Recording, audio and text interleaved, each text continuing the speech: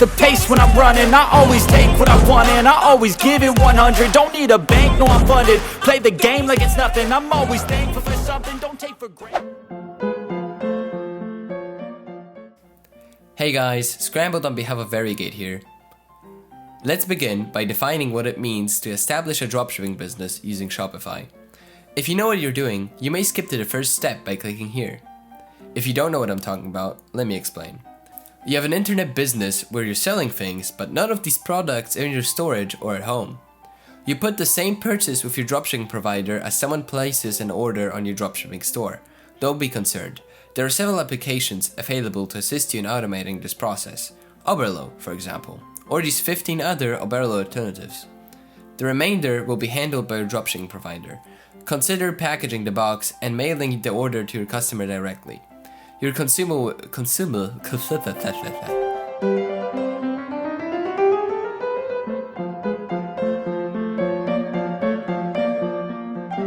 To make things more clearer, we've created an infographic that explains the concept of dropshipping in great detail. The most typical concern today is whether or not my consumer would notice that the shipment did not originate from me. Are there any adverts or invoices from the provider in the shipment, for example? No. All you have to do now is double-check that your supplier supports dropshipping and blind dropshipping. This article about blind dropshipping might help you learn more about it. Okay, so why do people care about dropshipping? And why are people interested in dropshipping?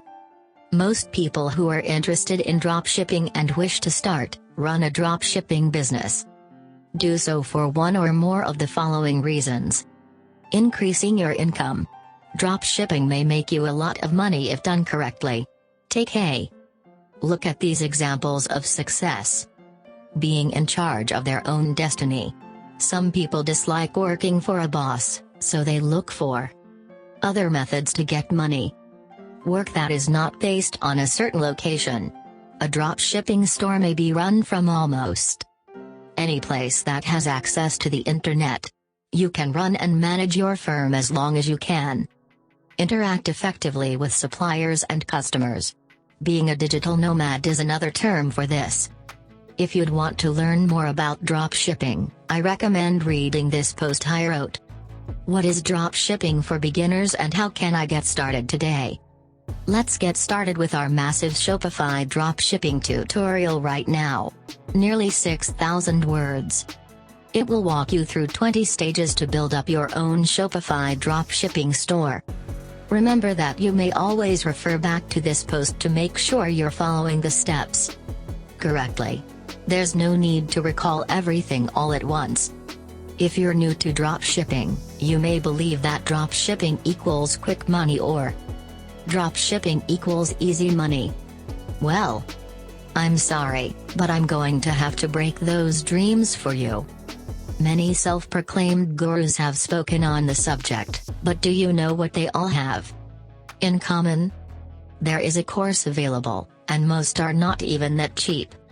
Isn't it possible that you should buy their course and follow their instructions step by step to get wealthy? Don't do it. As a beginner, there are 6 things that dropshipping gurus do not tell you. But, in any case, what are your options?